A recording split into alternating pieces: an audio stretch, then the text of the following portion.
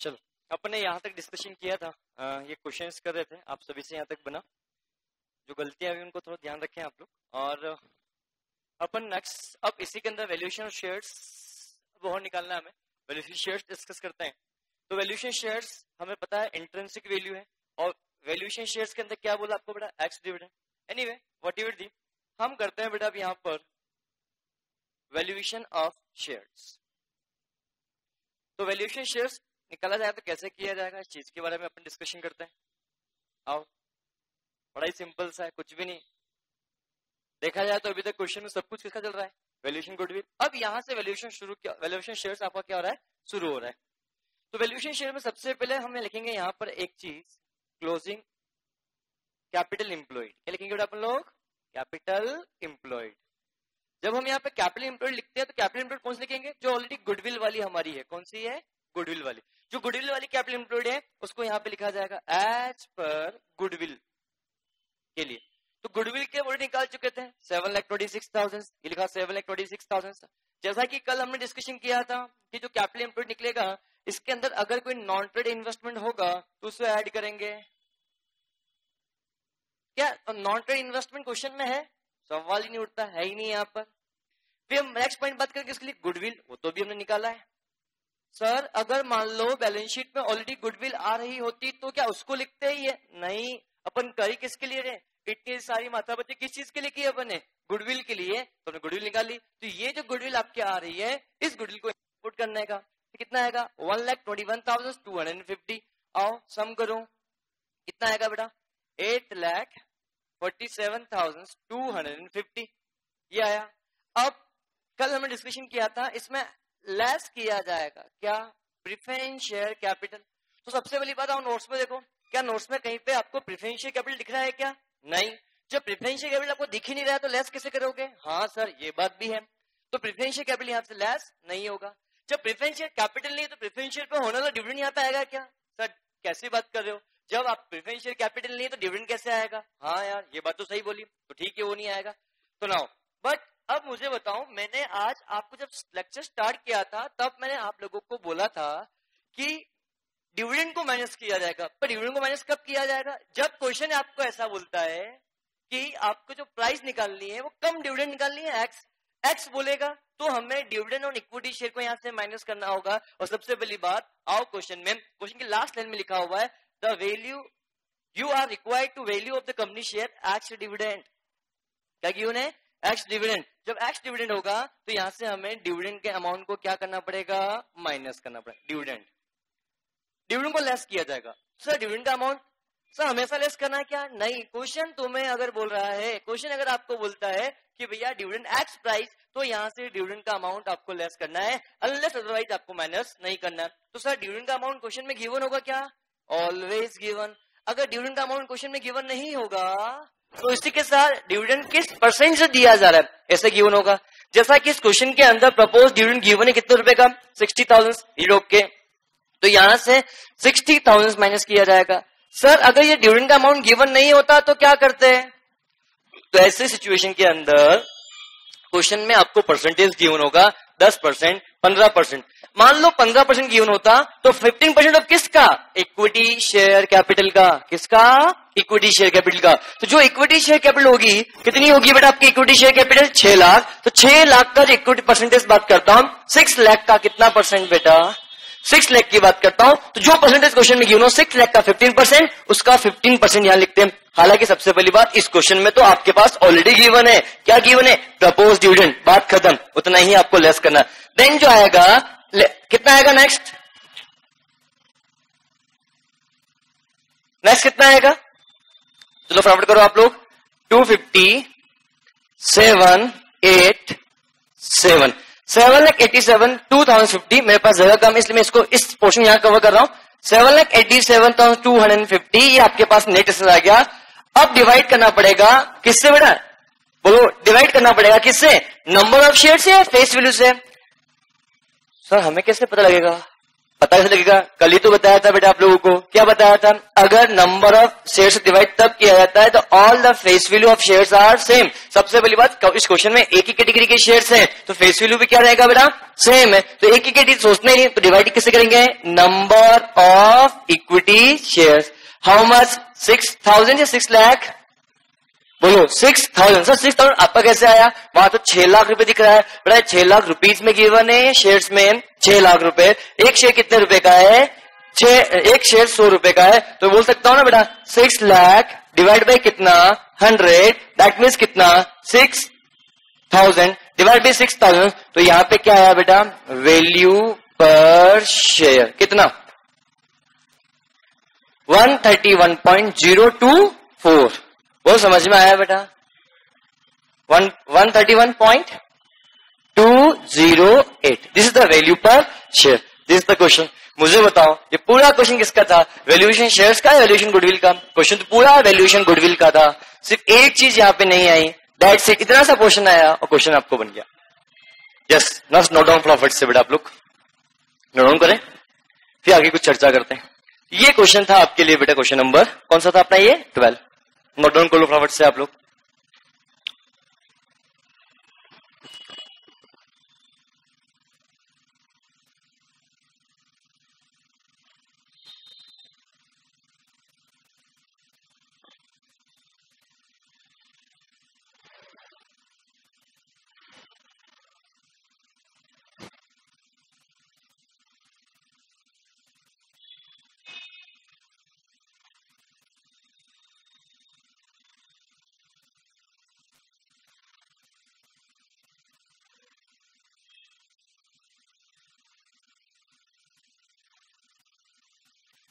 सभी लोग फटाफट नोट डाउन करें। चलो हो गया सभी का? ठीक है, चलो स्टार्ट करते हैं बेटा। ये हमने डिस्कशन के क्वेश्चन नंबर 12। अब मैं आपको एक कुछ नया कॉन्सेप्ट हम पढ़ते हैं, फिर उस चीज के बारे में डिस्कशन करेंगे अपन लोग।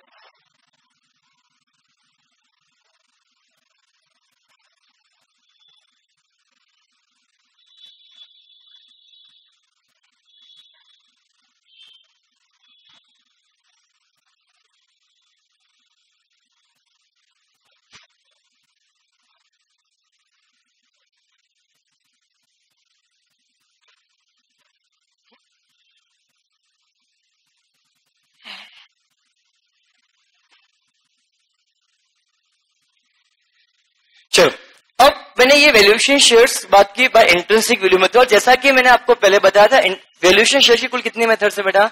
3 मेथड्स है। कितनी मेथड्स है? 3। पहले हमने डिस्कशन के लिए इंट्रिंसिक वैल्यू। दूसरी मेथड के बारे में जब मैं आपसे बात करूं, उसका नाम है बेटा यील्ड मेथड। क्या मेथड बेटा उसका नाम? Yield method. यील्ड मेथड को बेटा डिविडेंड मेथड के नाम से भी जाना जाता है, या डिविडेंड यील्ड मेथड के नाम से भी जाना जाता है। तो इसका कैसे ट्रीटमेंट किया जाएगा इस चीज के बारे में, इस मेथड के थ्रू कैसे वैल्यूएशन शेयर किया जाएगा, इस चीज के बारे में अपन को यहाँ पे समझना है। तो जब हम इस चीज के बारे में बात करेंगे तो कैसे निकलेगा? देखना answer. Expected rate of dividend divided by industry rate of dividend multiply by 100। अब एक चीज समझना, सही इंडस्ट्री रेट ऑफ डिविडेंड क्या होता है? इंडस्ट्री मतलब जिस इंडस्ट्री में आप काम कर रहे हो उस इंडस्ट्री के अंदर रेट ऑफ, जनरली इस कंपनी के सारी कंपनीज किस रेट से डिविडेंड डिक्लेयर करती है। फॉर एग्जांपल आज मान लो मैं यहां बात करता हूं, फॉर एग्जांपल मैं कपड़ा इंडस्ट्री की बात करता हूं। फॉर एग्जांपल मैं रेडीमेड कपड़ा इंडस्ट्री है, मेरा काम है कपड़े बनाकर बेचने का, शूटिंग शर्टिंग का बना के बिजनेस का काम है।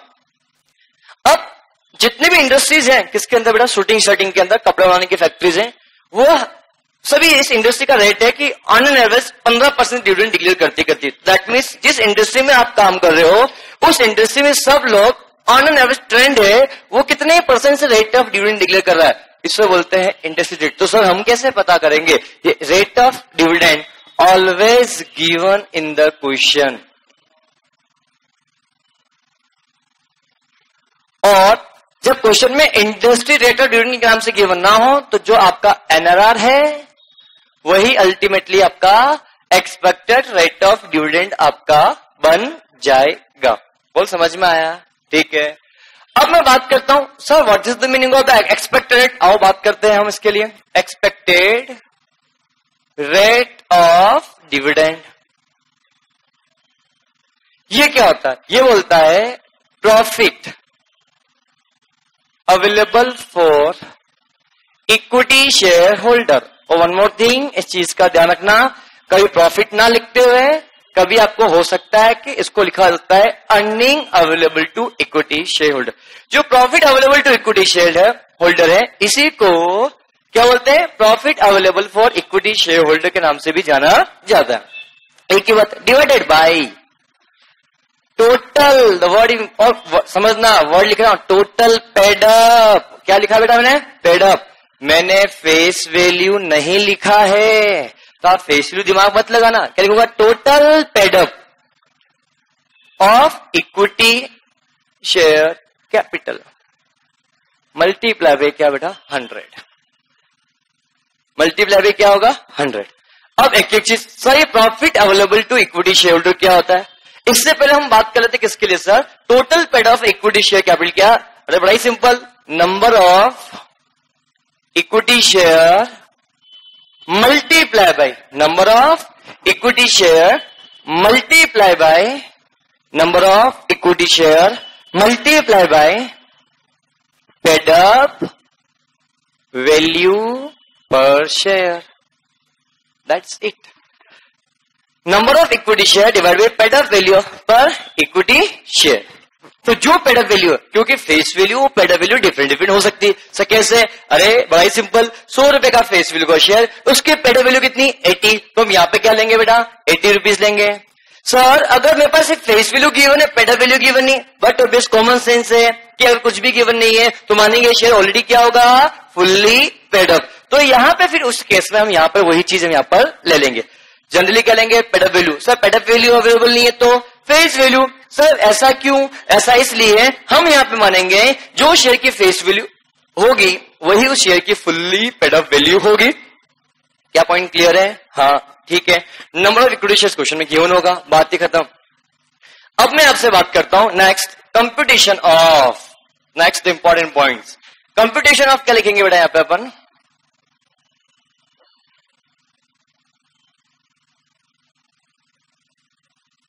Computation of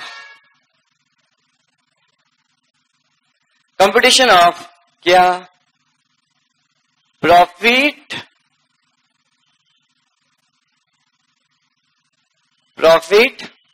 available for equity share holder, ये निकालना हम सीख रहे हैं। तो उसको निकालने के दो तरीके हैं, ऑप्शन 1 और ऑप्शन 2। ऑप्शन 1 दूसरा कौन सा बेटा? ऑप्शन 2। सर ऑप्शन 1 क्या है? ध्यान से, ऑप्शन 1 तब यूज किया जाएगा, क्या बोलते बेटा? ऑप्शन 1 तब यूज किया जाएगा व्हेन EBIT अवेलेबल। सो समझाने, EBIT मतलब earning before interest and tax when available. तो ऑप्शन नंबर 2 क्या? Not available. क्या अवेलेबल नहीं? जब आपके पास EBIT अवेलेबल नहीं होगा तो इस तरीके से निकलेगा earning available to equity share holder. ठीक है सर, अच्छा तो कैसे निकलता है? आओ, अब क्वेश्चन के अंदर EBIT अवेलेबल होगा। EBIT मतलब earning before interest and tax, और इसी को PBIT के नाम से बोलता है profit before interest and tax. Now इसमें से क्या किया जाएगा? लेस किया जाएगा। क्या? इंटरेस्ट। इंटरेस्ट को लेस करेंगे। नेक्स्ट जो अमाउंट आएगा उसको क्या बोलेंगे बेटा? PBT। इसको क्या करेंगे? लेस करेंगे टैक्स। नेक्स्ट क्या आएगा बेटा? PAT। वो जवाब दो। अब PAT आएगा, इसमें से लेस किया जाएगा any amount transfer to reserve. अगर क्वेश्चन ने आपको कुछ बोला है, कोई अमाउंट आपको रिजर्व में ट्रांसफर करना है, तो उस अमाउंट को क्या करो आप यहां पर रिजर्व में ट्रांसफर कर दो। सर कब कैसे पता लगेगा? क्वेश्चन साफ साफ शब्दों बोलेगा कि 5% amount transfer to general reserve, 10% amount transfer to general reserve, 20% amount transfer to general reserve. तो जो क्वेश्चन आपको बोलेगा वो अमाउंट यहां पे आपको ट्रांसफर करना है। सो 10% किसका? ये भी एक मुद्दे वाली बात है। अब मान लो क्वेश्चन लेट एज्यूम, क्वेश्चन ने बोलता है 10% amount transfer to general reserve, मतलब करंट ईयर का जितना प्रॉफिट, मतलब इसका इसी अमाउंट का 10% of this amount transfer to general reserve less dividend on preference share. Sir equity share का नहीं होगा? अरे भैया हम कैलकुलेशन करी किसके लिए रहे? अरे बोलो शेयर्स के लिए। तो इसलिए तो यहां पे डिविडेंड ऑन प्रेफरेंस शेयर्स ध्यान रखना, ये आ गया। उसके बाद नेक्स्ट पॉइंट की बात करें, ये जो अमाउंट आएगा इस अमाउंट को profit available to equity share holder, ये अमाउंट यहां पे आएगा। सर अगर मेरे पास ईबीआईटी अवेलेबल नहीं हुआ तो? हाँ ये बात भी सही है। अगर आपके पास ईबीआईटी अवेलेबल नहीं है तो हम यूज करेंगे एफएमपी का। किसका करेंगे? एफएमपी। एफएमपी मतलब क्या? Future maintainable profit. तो फ्यूचर मेंटेनेबल प्रॉफिट को यहां से जो हम निकाल चुके हैं, अभी 2 दिन से हम कर क्या रहे हैं? पिछले 5 दिन से आज 6वां दिन है हम बात कर रहे हैं, इतने से बात ही कर रहे हैं। इसमें से लेस कर देंगे सीधा any amount transfer to general, any amount transfer to reserve.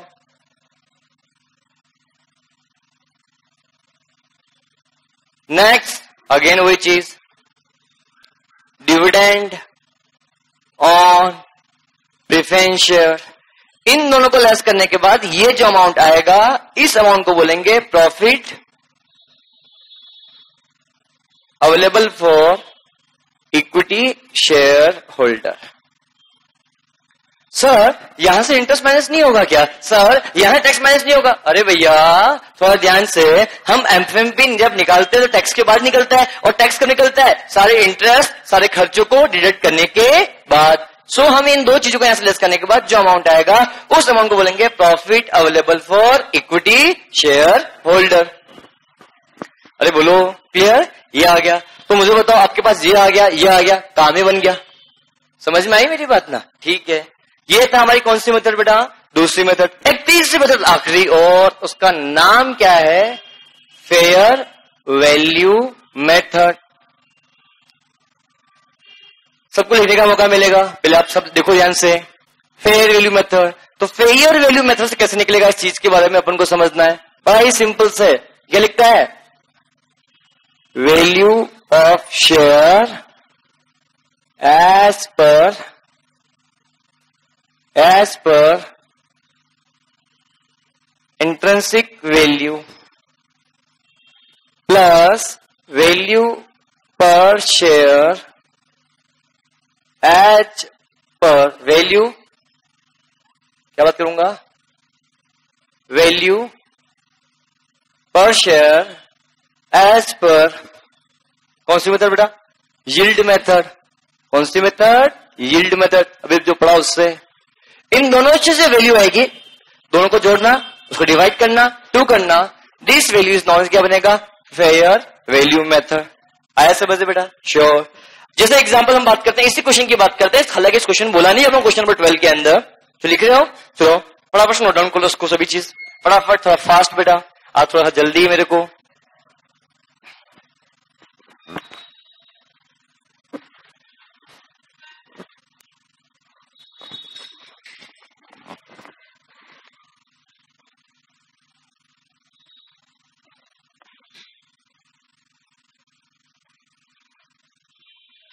आज थोड़ा होमवर्क ज्यादा मिलेगा। आओ होमवर्क की बात करेंगे बेटा अपन लोग।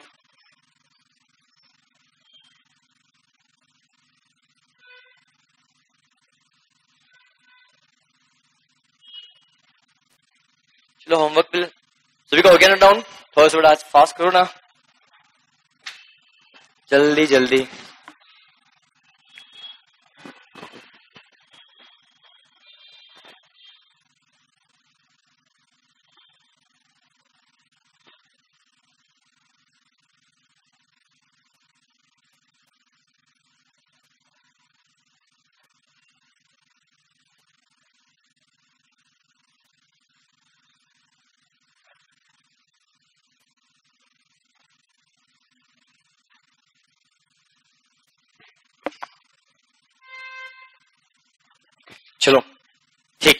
गया बिल्कुल डन। आओ जो क्वेश्चन हमने 12 डिस्कशन किया था उसी के बारे में डिस्कशन करता हूं ध्यान से बेटा, सभी लोग ध्यान से देखें। चलो सबसे पहले इस क्वेश्चन के अंदर आपके पास, जैसे हमने क्वेश्चन में 12 पढ़ा, कहीं पे भी आपको इंटरेस्ट रेट गिवन नहीं थी। अरे बेटा मैं भी बोला जब इंटरेस्ट अवेलेबल नहीं तो एनआरआर कितना परसेंट था बेटा आप लोगों का? 10%। आओ इसको हम ये कर देते बेटा, चलो ये कर देते हैं, कितना परसेंट? 10%। मल्टीप्लाई 100 तो होना है। अब आपको बस ये चीज, सर 100 नहीं होना, अरे गलत हो गया, 100 नहीं, यहाँ लिखो गलत हो गया क्या गलती है?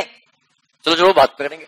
गलती मल्टीप्लाई बाय 100 नहीं, यहां लिखा जाएगा paid up value per share. Sorry बाबा सॉरी, आओ बात करते हैं यहाँ पे अपन, ठीक है? हाँ तो करेक्शन कर लो। हम यहाँ बात करते हैं इंडस्ट्री रेट। तो sir industry rate of dividend क्या होता है? इंडस्ट्री रेट ऑफ डिविडेंड की बात करते हैं। तो मान लो जब क्वेश्चन में हमने क्वेश्चन नंबर 12 जो पढ़ा वहां पे कहीं पे भी आपको पास इंडस्ट्री की रेट गिवन नहीं थी। जब इंडस्ट्री रेट आपके पास क्वेश्चन में गिवन नहीं थी तो आप क्या लोगे? एनआरआर, मैंने बताया था। तो यहाँ हम बात करते हैं कितना परसेंट? 10%। पेड अप वैल्यू कितनी? क्वेश्चन में गिवन है, देखो 100 रुपए का शेयर है, फुली पेड अप है तो मतलब 100 रुपए का 100 रुपए। बस अब आपको एक चीज और निकल जाए, एक्सपेक्टेड रेट ऑफ डिविडेंड। ये निकल गया, काम बन गया। तो इसके लिए कैसे निकलेगा? Profit available for equity share holder divided by क्या होगा बेटा आपके पास? Equity share capital. Sir equity plus preference share, only equity, preference share का नामो निशान नहीं आएगा यहाँ पर, ध्यान से। तो paid up value of equity share capital ये लिखेंगे। तो चलो इस क्वेश्चन में हमें ये तो पता था 6 लाख रुपए की हमारी क्या है बेटा? Paid up share capital divided by profit available for equity share holder. क्या बोला आपने बेटा? Profit available for equity share holder. जब total paid up of equity share capital बात करेंगे, यहाँ 6 लेके आएगा, यहां हम बात करेंगे profit available for equity share holder. तो उस केस में क्या होगा, इस चीज के बारे में अपन को यहाँ पे डिस्कशन करना है। कैसे होगा? अब profit available equity share holder के 2 ऑप्शन, या तो ऑप्शन 1 और ऑप्शन 2। ऑप्शन 1 तो तब यूज किया जाता है जब क्वेश्चन में आपके पास ईबीआईटी अवेलेबल हो। पर right now in this question क्या आपके पास ईबीआईटी अवेलेबल है क्या? नहीं। सर ईबीआईटी अवेलेबल नहीं थे तो भी क्या हम निकाल सकते हैं क्या? यस निकाल सकते हैं। By which method? This method. जब क्या होगा, किसके हेल्प से? एफएमपी की हेल्प से। क्या मेरे पास एफएमपी क्वेश्चन में गिवन था? हाँ, एफएमपी कितना था बेटा आप लोगों का? 96 क्या था? 96850 क्या था बेटा? 96850। तो ठीक है, आओ यहां लिखा 96850। क्या पूरे क्वेश्चन में कहीं पे रिजर्व ट्रांसफर करने के लिए बोला क्या? नहीं। जब बोला ही नहीं ट्रांसफर करेंगे अपनी मर्जी से क्या? नहीं, अपन को इतना धर्म नहीं करना ट्रांसफर का। डिविडेंड ऑन प्रेफरेंस शेयर, जब मेरे पास क्वेश्चन में प्रेफरेंस शेयर ही नहीं है तो डिविडेंड कैसे माइनस करूंगा? यहाँ पे भी कितना आएगा? नील। देन जो अमाउंट आएगा profit available for equity share holder कितना आएगा? 96850 ये लिखा, अरे 96850 ये लिखा। तो ये निकलिया 96850 multiply 1, how much percent? How much? निकालो फटाफट से, कितना है बेटा? 6 कितना? 96850 divide by 6 lakh multiply by 100।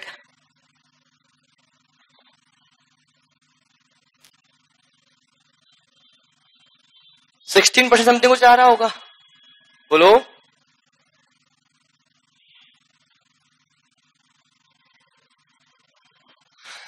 $16.14 ये आ गया तो बात ही खत्म हो गई। 16.14%। 16.14% कितना है बेटा? 16.14% डिवाइड बाई 10% मल्टीप्लाई बाई 100। तो वैल्यू कितनी आ गई? 161.40। तो ये आ गया आपका दिस वन। जब ये आ गया तब ये कुछ बचा ही नहीं। ये कैसे निकलता है? 161.40 डिवाइड बाई 2। अब आपको इंट्रिंसिक वैल्यू, हमने इंट्रिंसिक वैल्यू निकाला था, कितना आया था? 131.208 divide by 2, how much?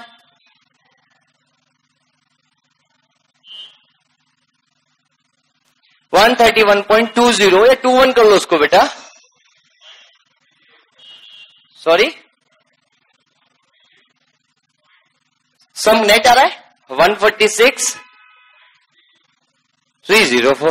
This is the value per share as per fair value method. That's it, या जस्ट नोट डाउन इट। अब नोट डाउन को बराबर से इसको बेटा। अब अपन होमवर्क की बारी भी कर लेंगे। पहले एक बार होमवर्क लिख लो, अब आप नोट कर लेना। होमवर्क में लिखो बेटा question number 10, question number 11, question number 13, question number 13, question number 14 और क्वेश्चन नंबर 15 और क्वेश्चन नंबर 16। कुछ क्वेश्चंस हैं, आप क्वेश्चन दिख रहे हैं, होमवर्क ज्यादा है बट हाँ होमवर्क है। मैं आज एक लेक्चर कंक्लूड करूंगा, आप इसके बाद आराम से इसको नोट कर लेना। आज के लिए इतना ही। Thank you, have a good day.